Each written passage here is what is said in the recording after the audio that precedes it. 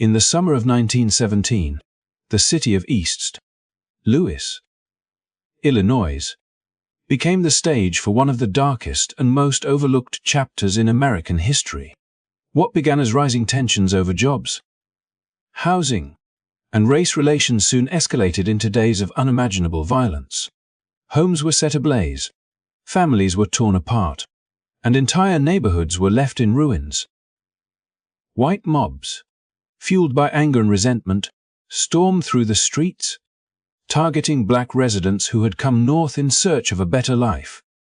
Yet what made this tragedy even more haunting was not just the brutality of the violence, but the silence and at times complicity of those who were meant to protect. Police officers and members of the National Guard often stood idle, and in some cases, they even joined in, leaving innocent men, women, and children to fend for themselves. This was not a spontaneous outburst of chaos. It was the culmination of deep-seated racial hostility, economic competition, and systemic neglect that had been simmering for years. African American families had moved to East Louis as part of the Great Migration, leaving behind the oppression of the South with hopes of finding opportunity and dignity in the industrial North. But instead of acceptance, they encountered resentment from white workers who saw them as threats to their jobs and way of life. Local leaders, newspapers, and politicians further inflamed these tensions, creating a powder keg that would soon explode. Over the course of just a few days in July, the city became a war zone. Eyewitnesses recounted horrific scenes of homes torched while families were still inside, of mobs dragging people into the streets, and of terrified children running for safety with no one to turn to. Entire blocks were destroyed, leaving thousands homeless and forcing survivors to live with trauma that would last for generations. Yet, despite the magnitude of this atrocity, the East Louis massacre is often left out of mainstream history books, overshadowed by other events of the early 20th century. But history demands remembrance. The stories of those who suffered and those who fought to survive deserve to be told. By revisiting these forgotten moments, we not only honor the lives lost but also confront the uncomfortable truths about racism, injustice, and silence in the face of cruelty. The East Louis tragedy is not just a story of the past. It is a warning for the present and future. It reminds us of the dangers of hatred left unchecked and the responsibility of society to stand against injustice, no matter how difficult or uncomfortable it may be. If you believe stories like this should not be forgotten, if you believe that history, no matter how painful, deserves to be told, then help us share it. Like this video, subscribe to the channel, and join us as we uncover hidden chapters of history that shaped the world we live in today. Every click, every share, and every comment ensures that these stories continue to be heard and remembered. Because silence, as history has shown us, can be just as dangerous as violence. Though widely overshadowed by the Tulsa Massacre of 1921, East Louis was one of the deadliest racial massacres in U.S. history. A tragedy that unfolded with such ferocity that it shocked the nation and left scars that lingered for generations. To truly understand the magnitude of what happened in East Louis in the summer of 1917, one must first step into the tense atmosphere of America during that time, when industrial growth, racial migration, and wartime anxieties collided in ways that exposed the deep fractures in society. Thousands of African Americans were leaving the South as part of the Great Migration, drawn northward by the promise of factory jobs and the hope of escaping the oppressive systems of segregation. East Louis, an industrial hub just across the river from St. Louis, Missouri, became one of the many destinations where black families sought opportunity, safety, and dignity. Yet, instead of a safe haven, they entered a city simmering with hostility. White laborers, fearing competition for jobs, increasingly saw black workers not as neighbors but as threats. And this simmering resentment was fueled further by politicians and newspapers that stoked fears of displacement and economic insecurity. By the summer of 1917, tensions had reached a boiling point. Factories hired African American workers as strike breakers during labor disputes, a move that inflamed white workers who felt betrayed and replaced. Rumors circulated quickly, amplified by local media, portraying black migrants as the cause of rising unemployment and social disorder. Fear transformed into anger, and anger into a dangerous kind of hatred that spread like wildfire through the city. It was in this climate that mobs began to form, their violence fueled by years of resentment and reinforced by a belief that they would not face consequences for their actions. The tragedy of East Louis was not only in the violence itself, but also in the silence and complicity of authorities who failed to protect the very citizens they were meant to serve. As July approached, the city became a powder keg. On July 2nd, white mobs surged through black neighborhoods, setting homes ablaze, dragging families from their residences, and unleashing chaos that was both calculated and merciless. The violence was not a spontaneous eruption, but rather a collective expression of fear and anger turned into destruction. Families who had come seeking a better life were now running for survival, their hopes engulfed in smoke and fire. Women and children fled wherever they could, some across the river into East Louis, others hiding in the ruins of what had been their homes. Yet escape was often impossible, as mobs hunted them in the streets with shocking determination. The destruction of property was devastating, but the loss of human life and dignity was far more profound. Eyewitnesses described scenes of horror that would later echo in accounts of other tragedies, showing how easily violence could consume a community when hate was left unchecked. In the aftermath, the official death toll was placed around 100, though many historians argue that the true number was far higher. Entire neighborhoods had been reduced to ashes, and thousands of black residents were left homeless, forced to confront not only the loss of loved ones, but also the bitter reality that their government had failed them. The police and even the National Guard, who had been called in to restore order, were often accused of standing aside or worse, joining in the violence. For survivors, East Louis was not just a massacre but a betrayal by the institutions meant to safeguard their lives. What makes this tragedy even more painful is how quickly it was overshadowed by other events in American history, fading from collective memory even as it stood as one of the darkest episodes of racial violence in the country. While the Tulsa massacre would later capture national attention, East Louis was an earlier warning, a grim reminder of what happens when inequality, resentment, and inaction collide. This is why revisiting the story of East Louis is so important today. It is not just a history lesson, but a reminder that progress is fragile, and that silence in the face of injustice can be as destructive as the violence itself. The massacre reshaped the lives of thousands, altering the course of families who carried its trauma for generations. It shaped politics, community relations, and the narrative of the Great Migration, influencing how future generations would approach the ongoing struggle for equality. Yet, for decades, it was rarely spoken of in classrooms, rarely acknowledged in public discourse, and largely absent from the broader national story. By telling this story now, by remembering those who suffered and those who resisted, we begin to restore some measure of dignity to lives that were torn apart in the chaos of 1917. The massacre in East Louis is not only about destruction but also about resilience. Despite the horror, survivors rebuilt, families carried on, and communities found ways to preserve hope even in the face of unimaginable loss. Their strength is a reminder that even in the darkest of times, humanity's ability to endure cannot be extinguished. The story may be overshadowed, but it should never be forgotten, for it reveals the depths of division, but also the unbreakable will of those who refuse to be erased. when thousands of black families made the difficult choice to leave the rural South and head north.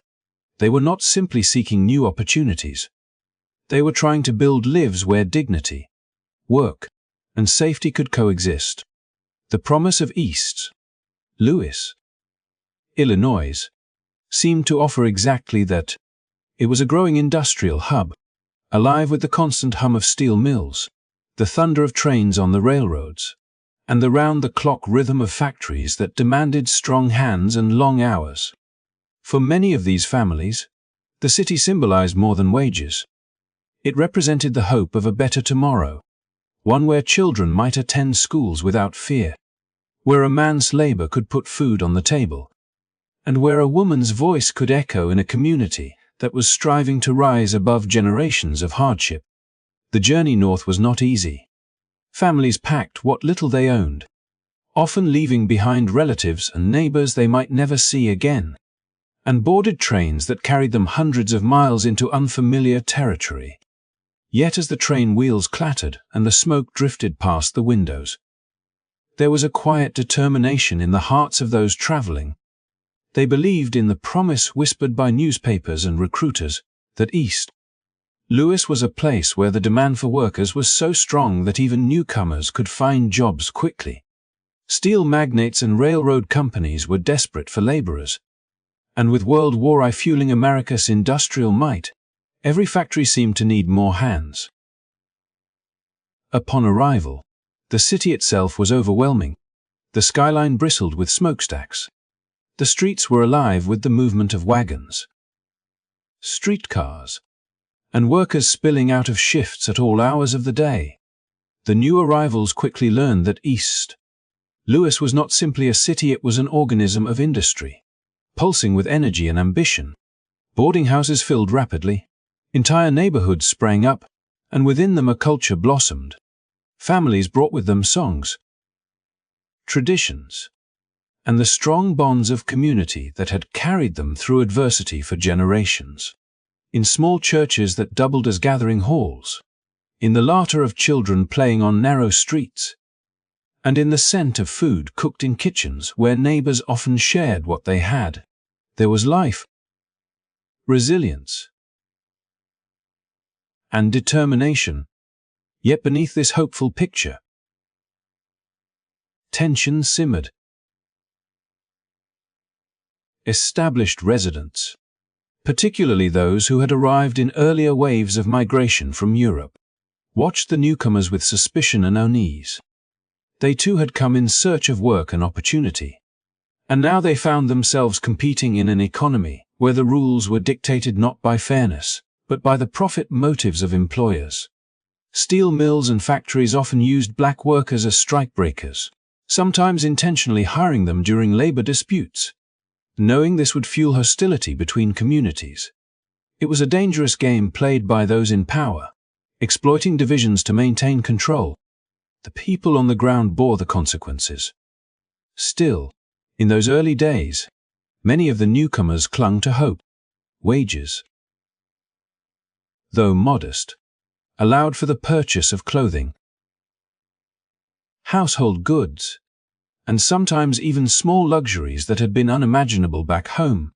School doors opened for children, offering them the possibility of literacy, of professions beyond the fields, and of stepping into a future not chained to the struggles of their parents. The sound of trains passing through the city was no longer just noise, but a reminder that they were part of something larger. A growing America where industry and progress seemed unstoppable. For every success, however, there were shadows. Housing was overcrowded, sanitation poor, and city officials often looked the other way when services were requested for neighborhoods where black families lived. This neglect was not accidental. It was rooted in the prejudices of the time, a reflection of deeper inequalities that refused to vanish even when people moved across state lines. Despite these hardships, the spirit of the community persisted. Families relied on one another. Children grew up surrounded by stories of perseverance, and leaders began to emerge who spoke of unity and strength in the face of challenges. By 1917, The population of East Louis had swelled dramatically, and with it grew the unease of those who felt threatened by the change. To the black families who had uprooted their lives, the city represented an opportunity worth fighting for. But to some of their white counterparts, it was a place they feared losing control of. Employers continued to stoke divisions, newspapers sensationalized differences, and whispers of resentment spread like sparks in a dry field. The city had become a tinderbox, with opportunity and fear coexisting in fragile balance. And yet, even as tensions escalated, daily life carried on. Men rose before dawn to walk to the mills, their boots echoing on cobblestone streets. Women kept homes together, many also taking in laundry or working in service jobs to supplement income. Children carried books to schoolhouses, their minds open to knowledge that previous generations had been denied.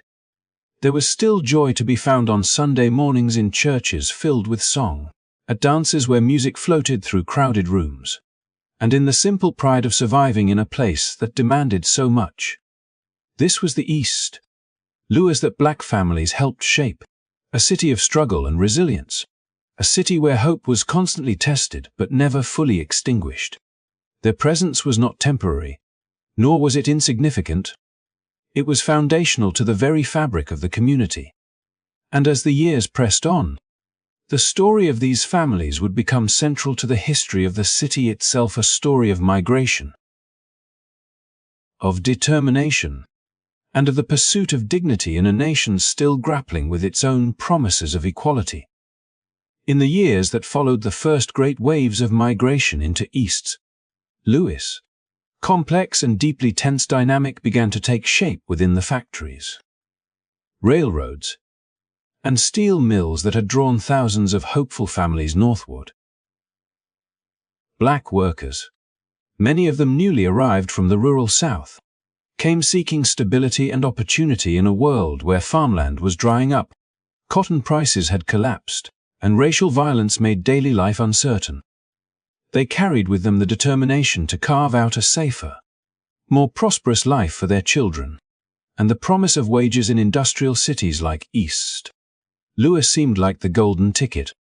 Yet behind the factory walls, another story was unfolding, one less about shared prosperity and more about the calculated strategies of powerful industrialists who knew exactly how to manipulate the anxieties of a divided workforce. The owners of the steel mills and factories recognized almost immediately the potential of this new labor force. Black men were often hired at wages lower than those given to white employees, and their desperation to secure work in an unfamiliar city left them with little bargaining power. For factory owners locked in recurring disputes with white labor unions, this dynamic was particularly useful. Whenever strikes erupted, threatening to halt production, black workers were recruited as replacements. To the industrialists, it was a pragmatic solution, keeping their operations running, their profits flowing, and their authority over organized labor intact. But to white workers, many of whom were already grappling with fears of mechanization and declining wages, the arrival of these new strikebreakers felt like a direct threat to their livelihoods. It is here that the seeds of resentment were sown, carefully nurtured by the very people who profited most from the division. Instead of addressing fair wages or improving working conditions, factory leaders allowed and even encouraged hostility between the groups, ensuring that the anger of white workers was not directed upward at management but downward at the new arrivals. This was a pattern repeated across the United States during this period of industrial expansion, where the desperation of immigrant and black labor was weaponized against the aspirations of organized unions. The result was a combustible atmosphere where distrust and suspicion overshadowed any chance of solidarity. Within the crowded neighborhoods of East Louis, this tension became increasingly visible. Black families, often confined to the poorest districts, struggled with rising rents and deteriorating living conditions, while white workers, watching them stream into the mills, began to voice frustration that their own position in the economic hierarchy was slipping. Newspapers of the time frequently fanned the flames with sensationalist reports, framing the influx of black workers as a social problem rather than a reflection of deliberate exploitation by factory bosses. Stories circulated of jobs being taken and wages being driven down, reinforcing the narrative that new arrivals were to blame for the hardships of others. Yet if one looks closely, the truth was far more complicated. The steel mill owners and factory bosses held immense control over hiring practices, wages, and union negotiations, and they used this power to pit workers against one another. For them, a fractured workforce meant fewer demands for pay raises, fewer risks of strikes succeeding, and a steady supply of labor willing to endure long hours in dangerous conditions. The anger of white workers was stoked not by chance but by design, and the suffering of black families, who were drawn into conflicts not of their own making, became collateral damage in a ruthless economic game. For the black migrants themselves, the role of strikebreaker was rarely a matter of choice. Many of them arrived in East Louis after grueling journeys, having sold everything they owned for a chance to escape the oppressive weight of the South. When offered a job, even at lower pay, they saw it as a lifeline, not an attack on others. Their primary concern was feeding their children, paying rent, and sending their sons and daughters to schools where they might build a better future.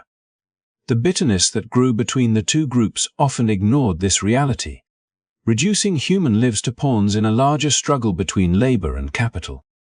This climate of hostility was further intensified by the isolation of black workers from labor unions.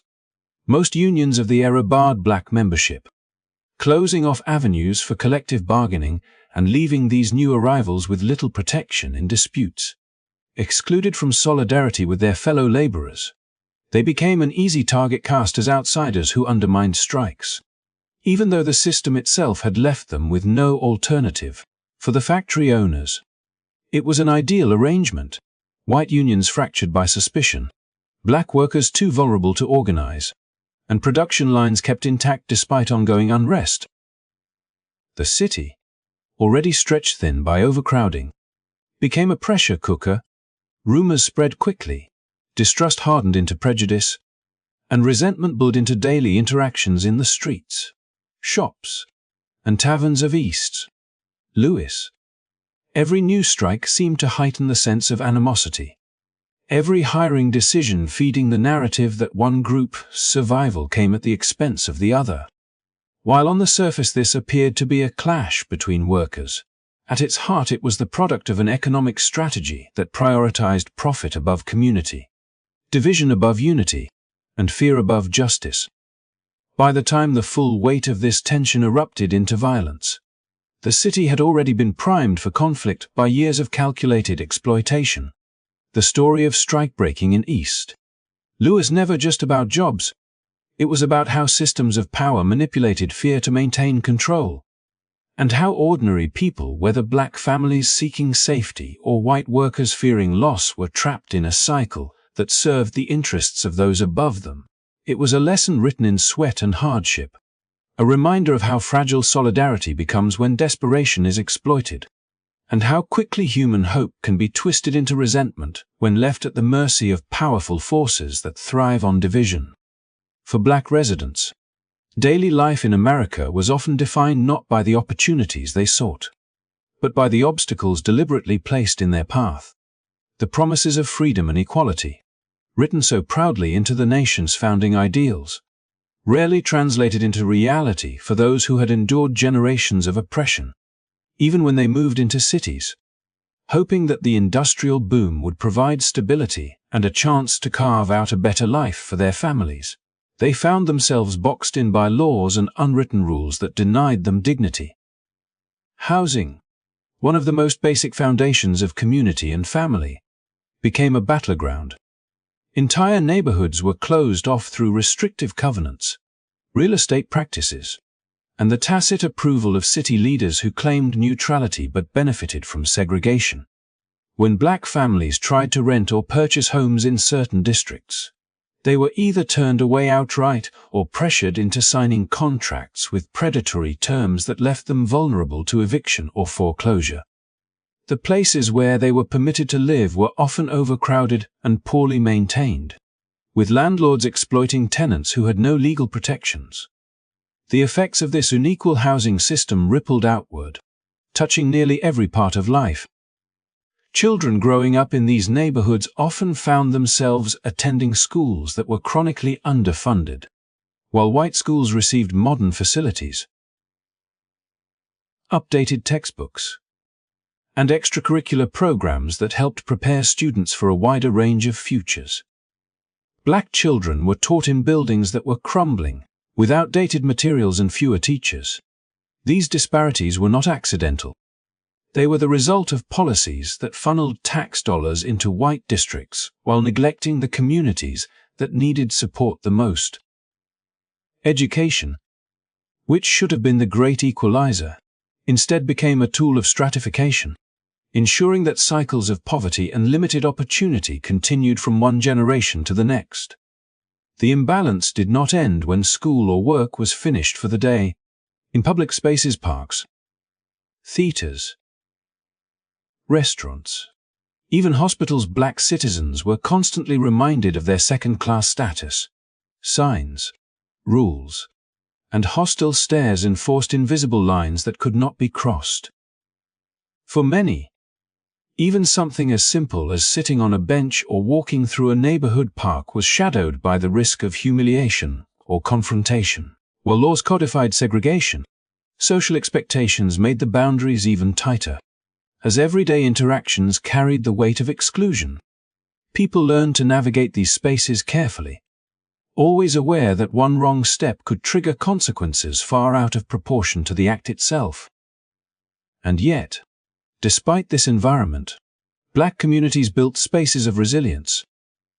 Churches, mutual aid societies, and small businesses offered sanctuaries where people could breathe more freely, even if only for a short while. Within these spaces, culture thrived. Music, literature, and traditions gave voice to experiences that mainstream society preferred to ignore. Parents encouraged their children to dream bigger than the limits imposed on them, hoping that determination, skill, and community support might carve a path through the barriers. But outside those circles of support, the wider reality remained unforgiving. Opportunities for decent housing, quality education, and safe public spaces were scarce. And when black residents tried to assert their right to them, they were often met not only with bureaucratic resistance, but also with intimidation designed to keep them in their place.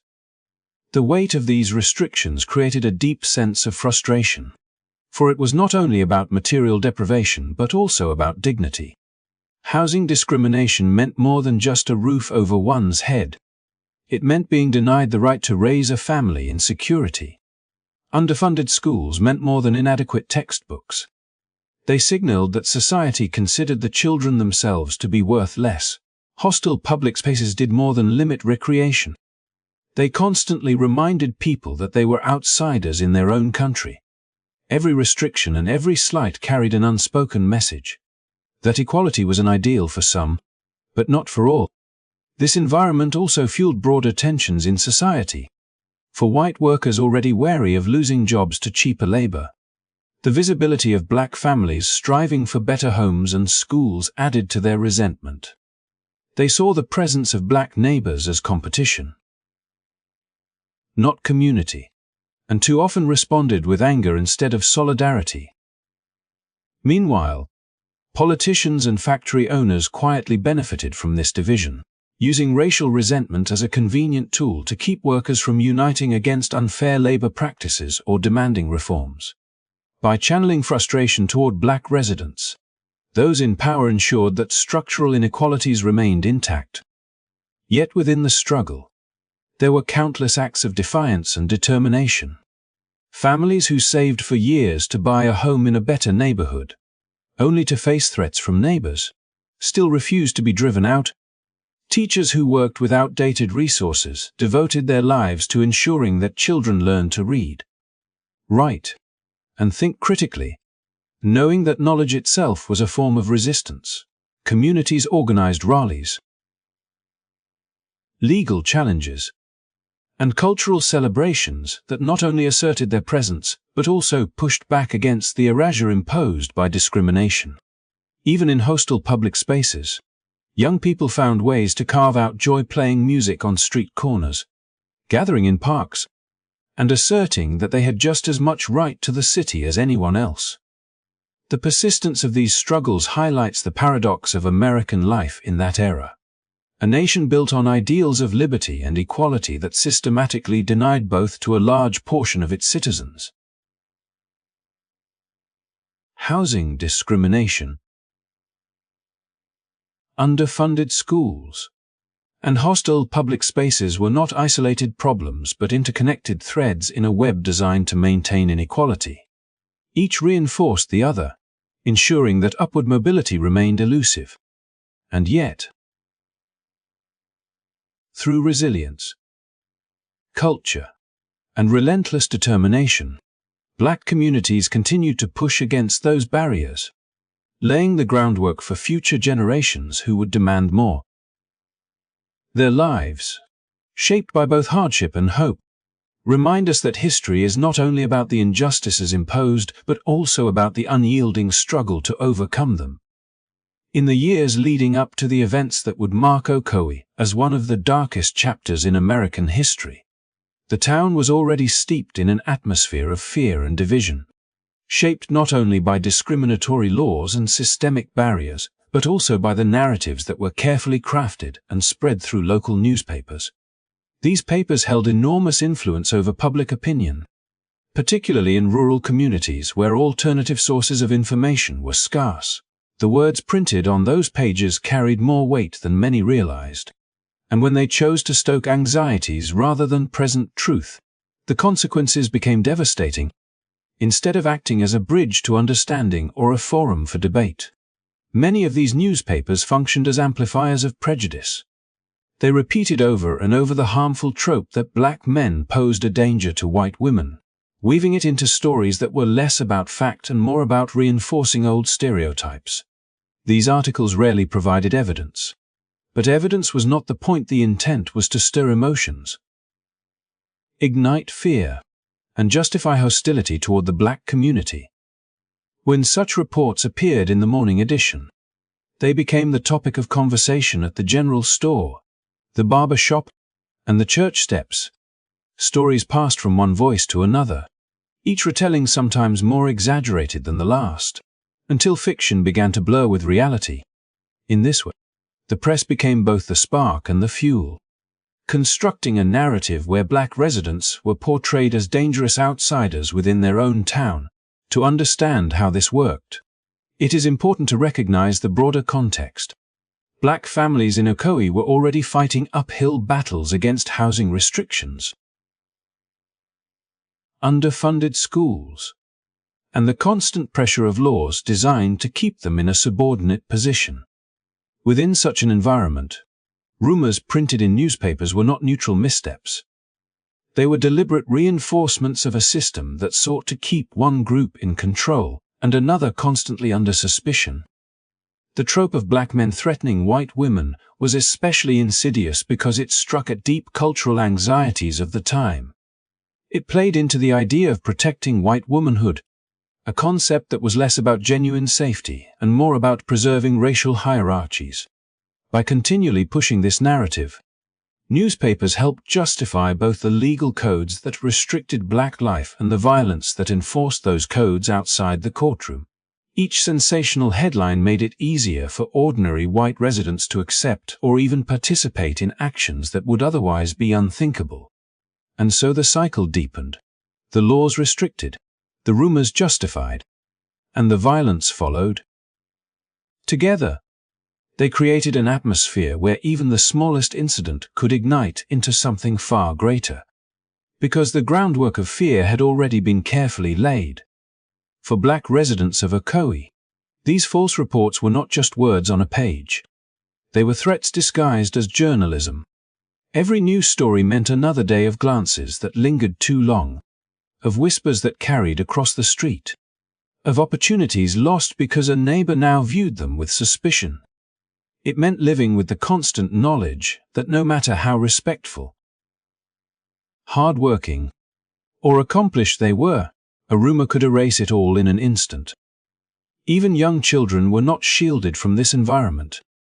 They watched their parents tense at the sight of a newspaper headline, overheard conversations about another exaggerated story, and learned far too early how dangerous lies could be when those lies were accepted as truth.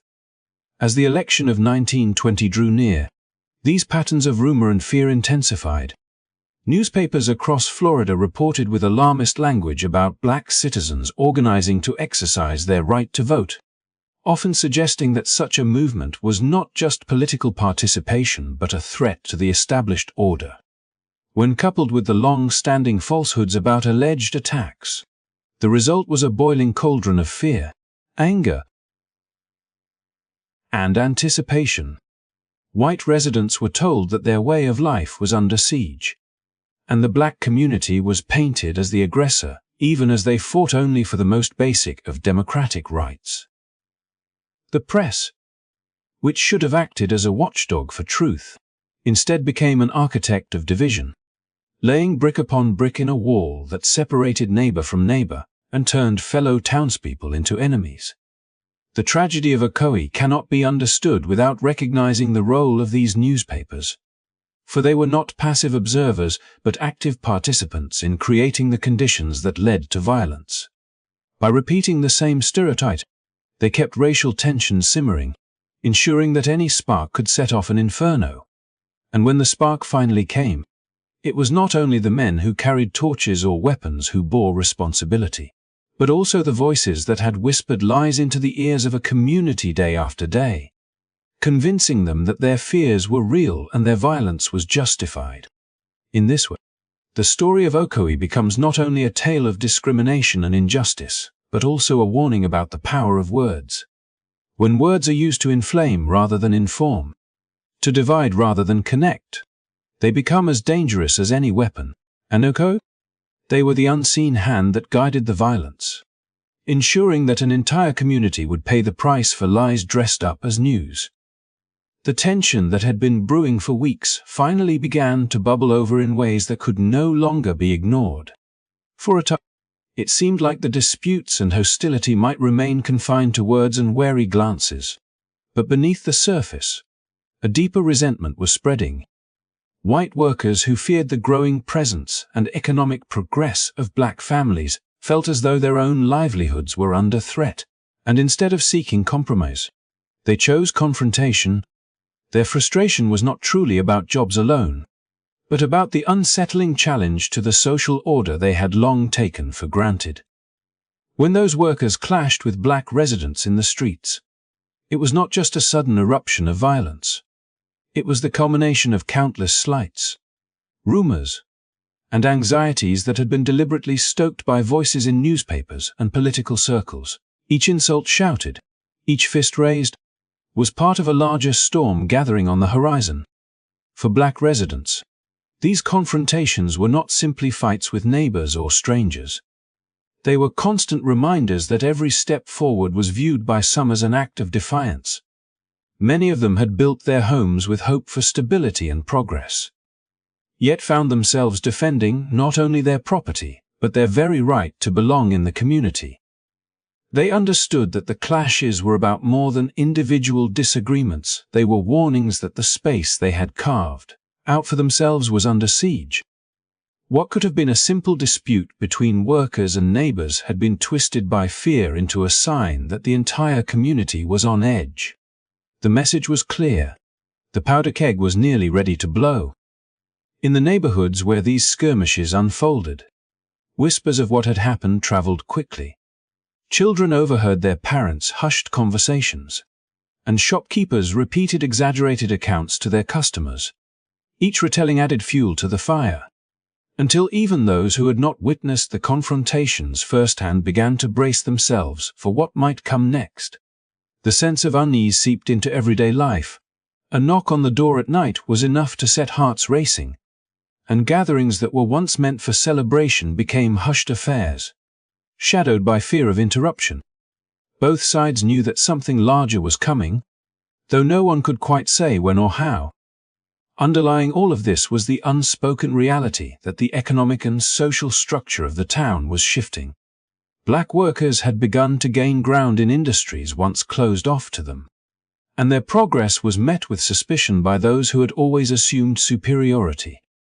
The presence of skilled black craftsmen and laborers in sectors where they were once excluded created resentment among white workers who feared being displaced.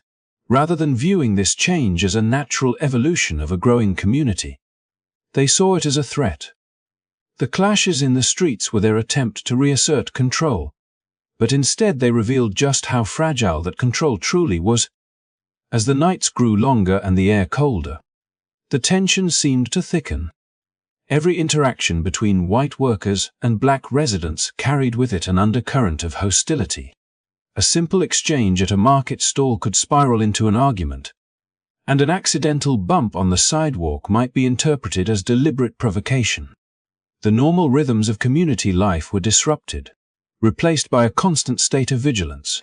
It was as though the entire town was holding its breath, waiting for the inevitable spark that would set everything ablaze. For many in the black community, the sense of impending danger did not come as a surprise. They had seen similar patterns play out in other towns across the South, where small incidents escalated into large-scale conflict. They knew that once tempers flared and mobs began to gather, the outcome would be devastating. Yet despite the looming threat, many chose to stay and defend their homes rather than abandon the progress they had worked so hard to achieve. Their resilience was both a testament to their determination and a challenge to those who sought to intimidate them. The white workers, meanwhile, were emboldened by the whispers and half-truths spread in newspapers and taverns. They convinced themselves that they were the ones under siege, that their community and way of life were at risk. In reality, their livelihoods were not truly threatened by their black neighbors, but by larger economic forces that none of them could control. Still, it was easier to blame those living closest to them, those whose very presence challenged the rigid lines of hierarchy they had grown up believing in. In the aftermath of each clash, wounds both physical and emotional lingered. Men walked home nursing bruises, children cried after being startled by shouting in the streets, and women tended to their families with a quiet dread of what might come next. Yet even as the scars deepened, no one seemed able to stop the cycle. Every attempt at reconciliation was undermined by rumors of the next fight, and every confrontation made peace feel more impossible. The spiral was tightening, and the community was caught in its grip. It was in this volatile atmosphere that the idea of an inevitable explosion took hold. People spoke of it in private, acknowledging that the balance was unsustainable. Some hoped that cooler heads would prevail, that the clashes would subside with time. But others saw the writing on the wall. The powder keg, they said, was already packed with fear, resentment, and mistrust. All it needed was a single spark to ignite it, and once it did, there would be no turning back. This was the shadow looming over the town, a fragile piece shattered by street-level confrontations that seemed minor at first glance but carried the weight of a much larger conflict. What had started as disputes between workers had grown into something far more dangerous. A signal that the racial powder keg of the community was not just close to exploding, it was already shaking with the force of the anger contained within it, waiting for the moment when the sparks of rumor and resentment would finally ignite the flames. It was in this heated climate that a shocking act would spark the chaos that many had feared was inevitable. Late into the evening, a car carrying several white men sped toward the edge of the black neighborhood, its occupants armed and intent on intimidation. In a sudden burst, shots were fired into the homes and streets where families lived, a terrifying act meant to spread panic and fear. For the residents who had endured weeks of threats, whispers of violence, and open hostility, this was no longer something that could be ignored. They had gathered in their churches and homes, warning one another to stay vigilant, and when the sound of gunfire erupted, men who had vowed to protect their families responded.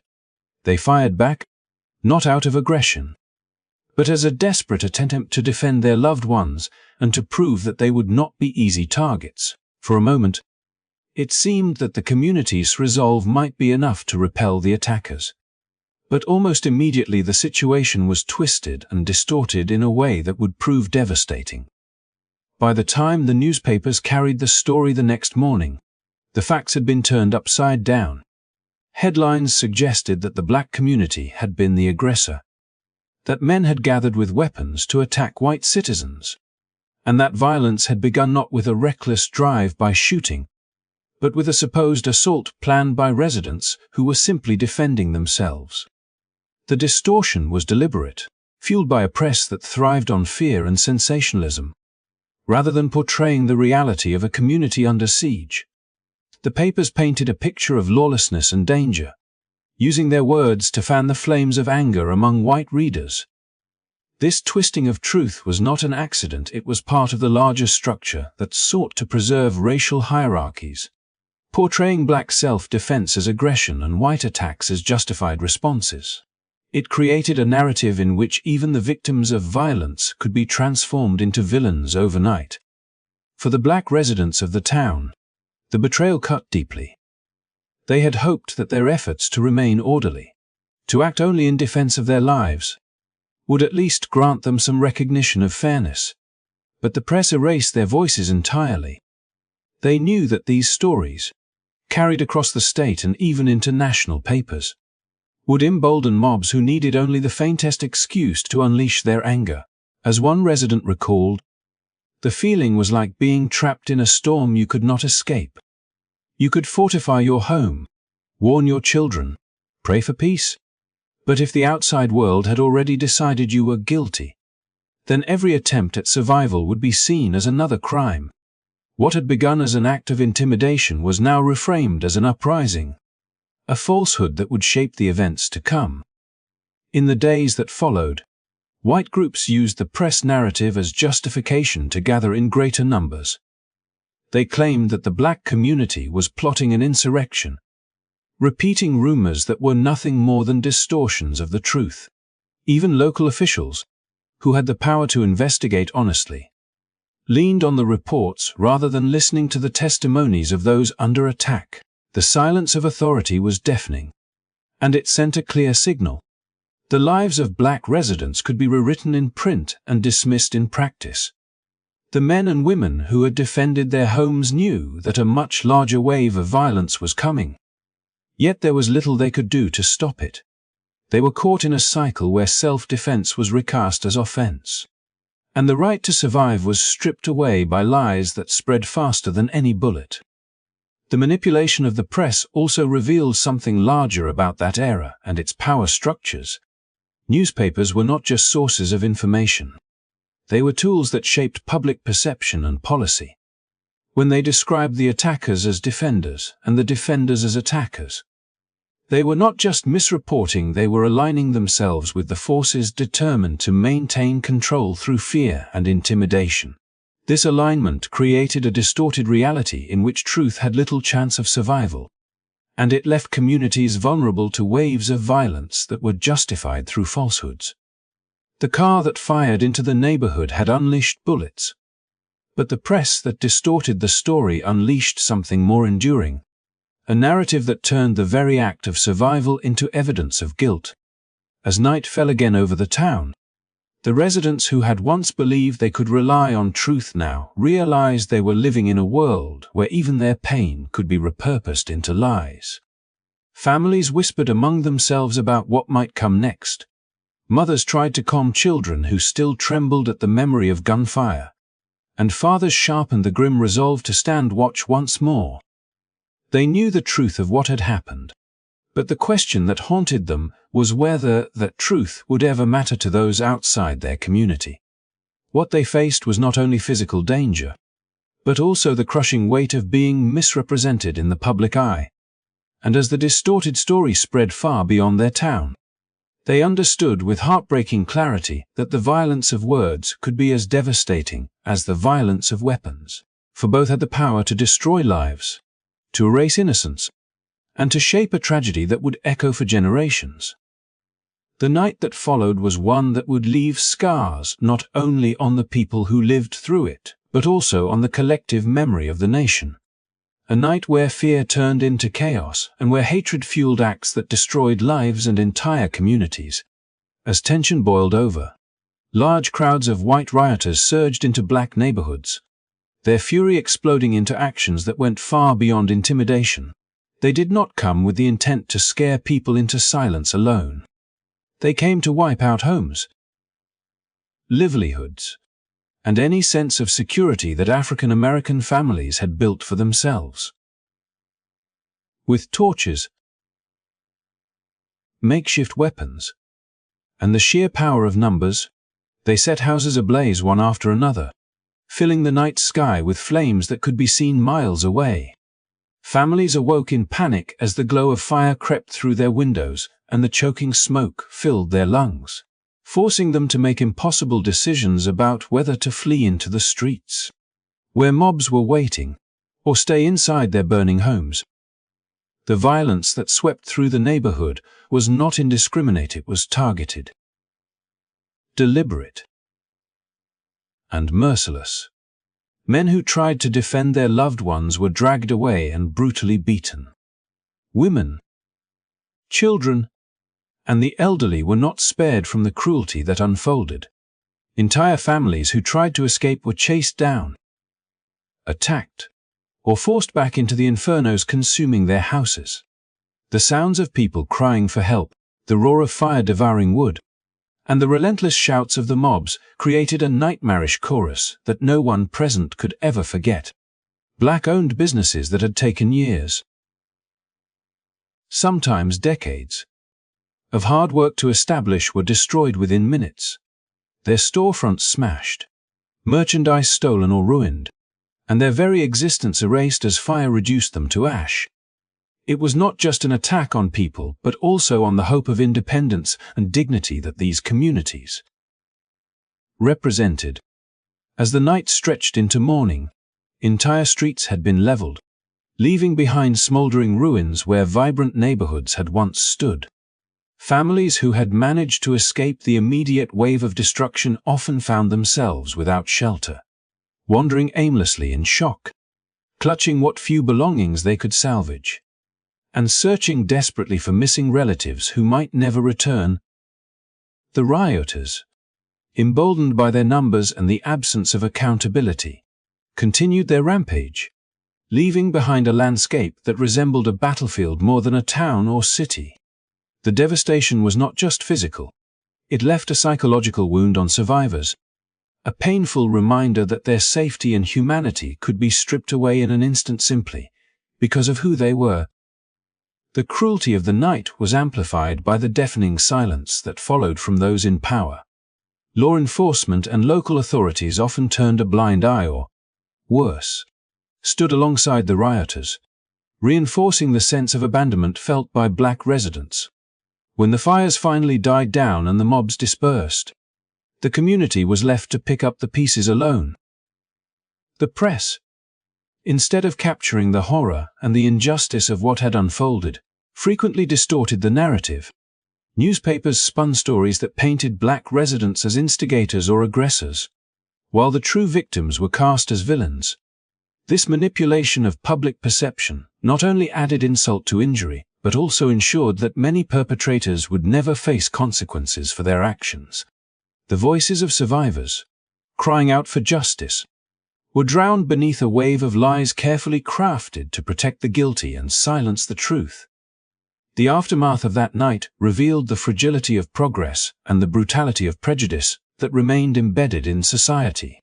For many African American families, years of savings, investments, and dreams went up in flames, leaving them with nothing but ashes and grief. Children who survived carried the trauma of seeing their homes destroyed and their loved ones harmed, trauma that would shape their lives for decades to come. And yet, amidst the devastation, there was also resilience. Survivors clung to each other, determined to rebuild, though the odds were stacked against them. Churches became places of refuge, not only offering shelter but also serving as spaces where stories could be shared, grief could be expressed, and strategies for survival could be forged.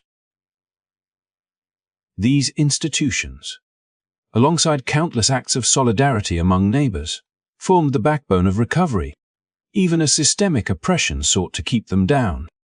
The story of that night, and others like it across America, speaks to a deeper truth about the history of racial violence, that it was not isolated or spontaneous, but part of a larger pattern meant to suppress, terrorize, and erase black communities.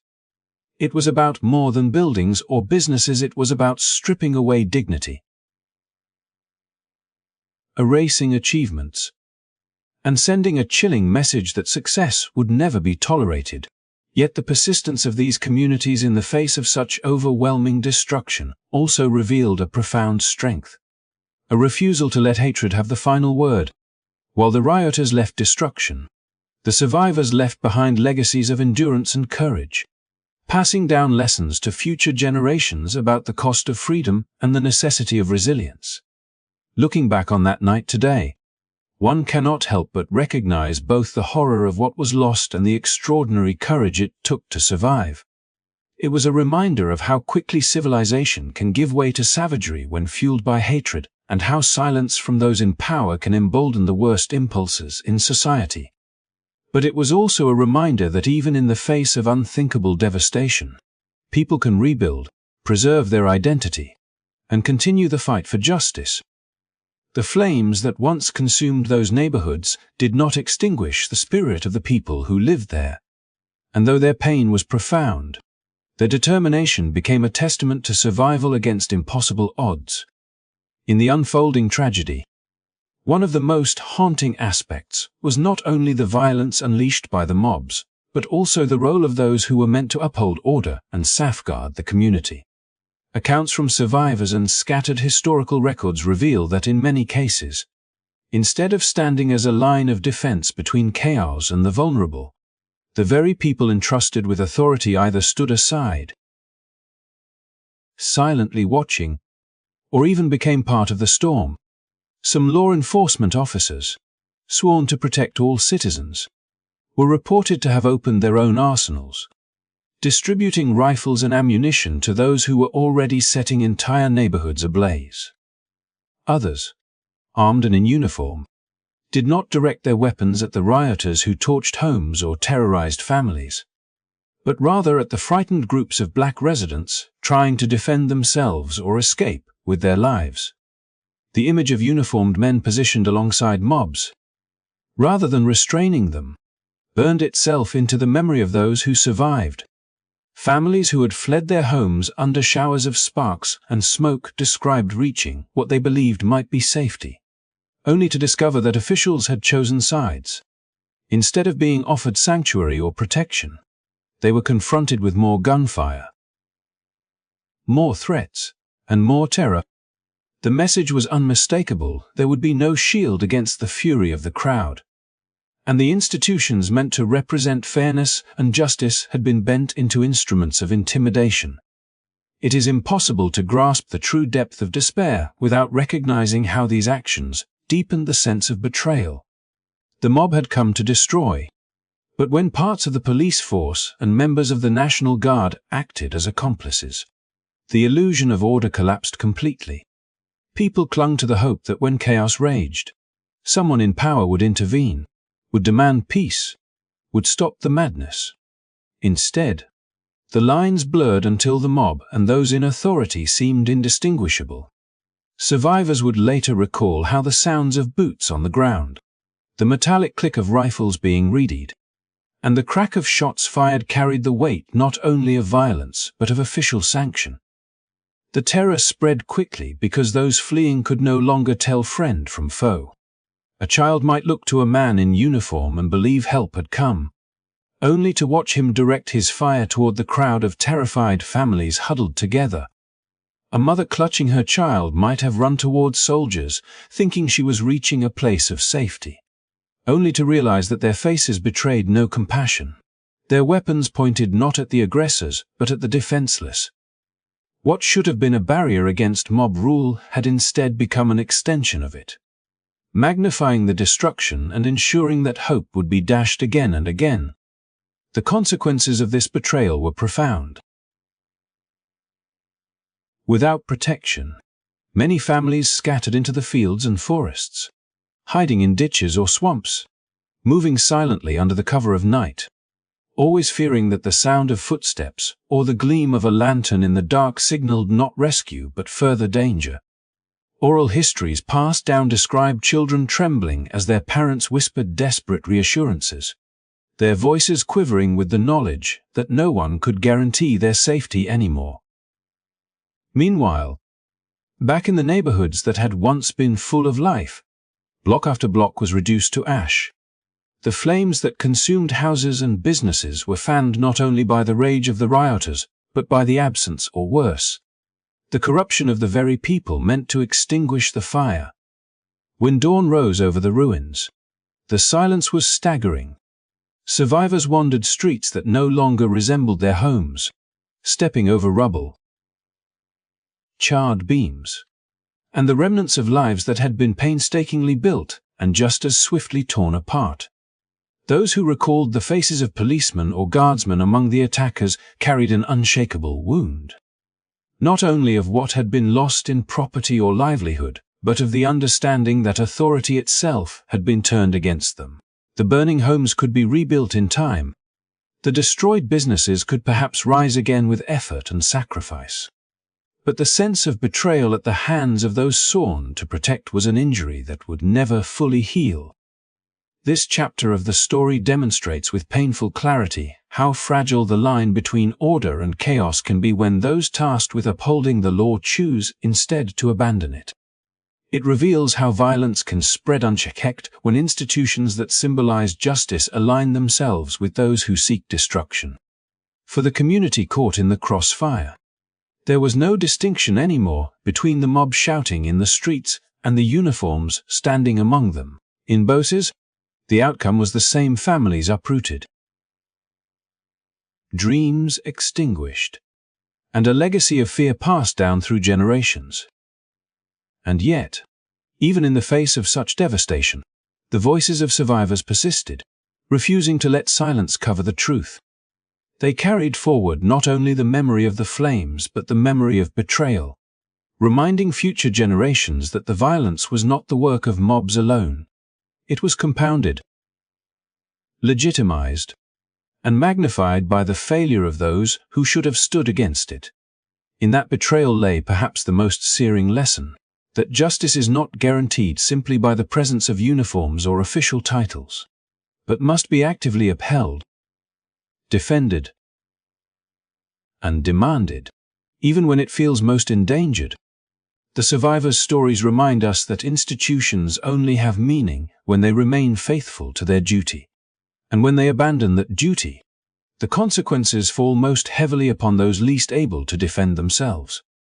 What happened in those streets was not just a clash of neighbors or the eruption of mob violence, it was also the exposure of a system that, in that moment, had chosen to abandon its most fundamental responsibility. This truth, passed on through painful recollection, ensures that the memory of that night is not lost to ashes, but carried forward as both a warning and a testament to the resilience of those who endured it. The aftermath of the Ocoee violence was shrouded in silence and distortion, a silence so heavy that it lasted for generations.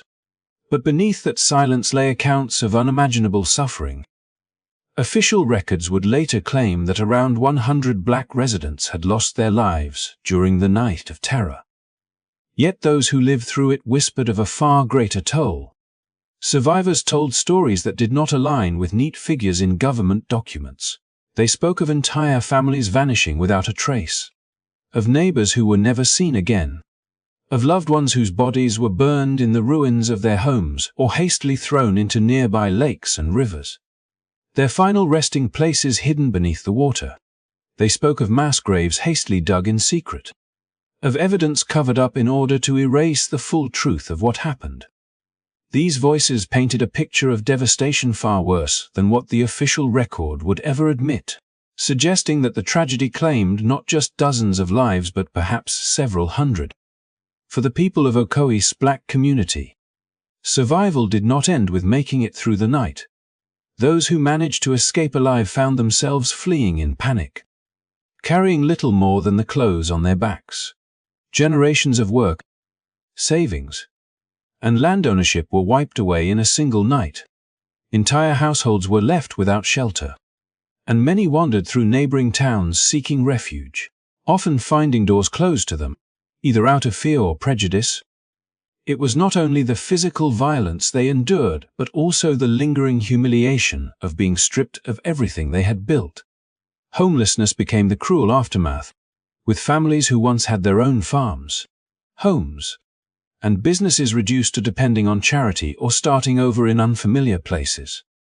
The devastation had a chilling purpose.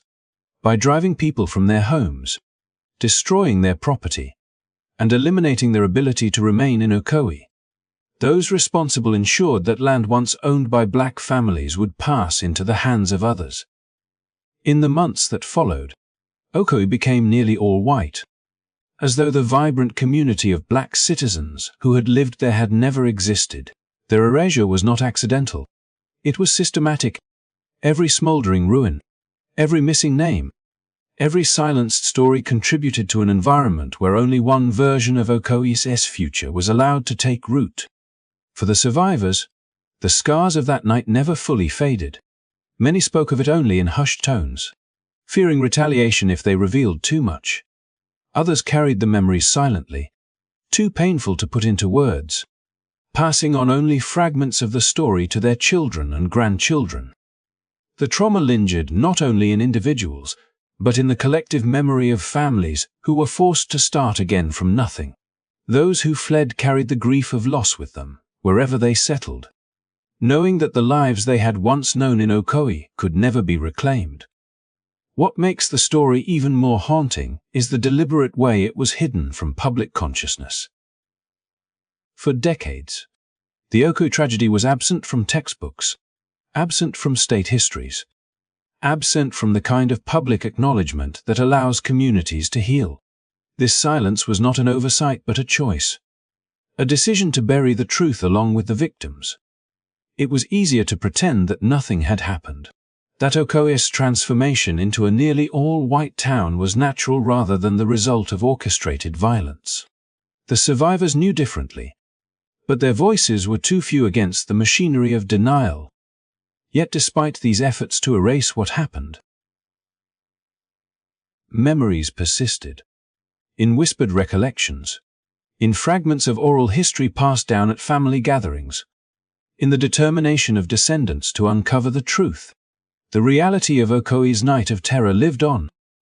Those who escaped carried with them the knowledge that justice had never been served, that the numbers reported in official records did not match the lived experience of a community wiped out. The discrepancy between the stated figure of around 100 and the hundreds believed to have perished became symbolic of a broader truth, that history often hides its darkest chapters beneath a thin veneer of statistics, while the lived reality of survivors tells a far more devastating story. The story of Okoye, then, is not just about the violence of one night, but about the erasure that followed. It is about the silencing of voices, the destruction of lives, and the theft of property and dignity. It is about the way trauma lingers across generations, shaping the identities of families who were forced to begin anew while carrying memories of fire and flight. It is about the way a town was reshaped not by natural forces but by calculated cruelty, and how that reshaping was then justified by the absence of written record. And in the end, it is about the resilience of memory. Though survivors were left homeless and broken, though their land and wealth were taken, though their stories were pushed to the margins, they still carried the truth forward. The truth that Okoye was once home to a thriving black community. The truth that this community was destroyed not by chance but by design. The truth that official numbers can never capture the scale of human loss when lives are not only ended but erased. To tell their story now is to defy the silence that once smothered it. To ensure that the voices of those who suffered are no longer hidden but heard. and to honor those who were forced to flee with nothing but their memories as proof that they once belonged. In the years that followed, the story of Ocoee faded into silence, deliberately buried beneath layers of denial, fear, and erasure. Generations grew up never hearing a word about what happened on that election day in 1920, as if an entire community could simply vanish without explanation. But history has a way of resurfacing, no matter how much effort is put into silencing it. The whispers of survivors, the scattered memories passed down in families, and the records left behind by journalists and officials all kept a fragile thread alive. And today, as we look back, we begin to see that what happened in Ocoee was not just a tragedy confined to a single town, but part of a much larger story about race, democracy, and the long struggle for justice in America. The massacre, though violently suppressed and omitted from textbooks, fueled a spirit of resistance among those who lived through the age of Jim Crow. It revealed the lengths to which systems of power would go to preserve control, and at the same time it illuminated the courage of those who dared to challenge that order, even when the cost was devastating. In the decades that followed, voices rose across the country demanding equality, protection under the law, and the right to participate fully in democracy without fear of retribution. The civil rights movement of the mid-20th century can, in many, be seen as carrying forward the unfinished struggle of places like Ocoee, where freedom was demanded but met with violence.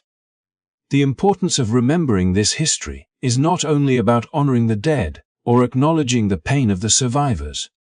Though both are necessary, it is also about recognizing the patterns that repeat when injustice is ignored. The silencing of Ocoee allowed similar acts of violence to occur elsewhere, from Tulsa in 1921 to other instances where black communities were targeted, their successes resented, and their lives deemed expendable. To remember is to resist forgetting, and to resist forgetting is to break the cycle that allows such atrocities to reoccur. And yet, memory alone is not enough. What makes the legacy of Ocoee meaningful today is how it challenges us to see the fragility of democracy when it is not defended by all. It reminds us that the right to vote, something many take for granted, has often been won at the cost of blood and lives. It shows us that systemic violence, when left unchecked, can uproot families, erase communities, and distort the very fabric of a nation. But it also shows us resilience, the way stories resurface, the way truth resists complete burial, and the way descendants and communities today continue to fight for acknowledgement and justice. By telling and retelling what happened in Ocoee, we take part in that resistance. We push back against the silence that once covered this tragedy, and we insist that the lessons of the past matter for the present. We recognize that history is not something distant, but something alive, shaping the world we live in right now. The unresolved wounds of racial violence continue to echo, and only by facing them honestly can we hope to move toward healing. So as we close this story, let us carry with us not just sorrow for what was lost, but also determination for what must still be achieved. The massacre at Ocoee was not the end of the struggle, it was a chapter in a much longer book, one that is still being written. Every act of remembrance, every story told, every demand for justice is part of that ongoing effort. By remembering Ocoee, we do more than recount a tragedy. We participate in shaping a future where such violence is never repeated. Thank you for taking the time to listen to this story, to reflect on the lives affected, and to consider the larger meaning behind this history. If you found this journey meaningful, I invite you to support the channel by liking this video, subscribing for more untold stories, and sharing it with others who may not yet know about Ocoee and its place in America's history. Together, we can keep these stories alive, making sure they are not erased again. And now, as we bring this episode to an end, I want to leave you with a simple wish. May you find rest tonight. May you carry with you the strength of remembrance. And may your dreams be filled not with fear, but with hope. Sleep well, and good night.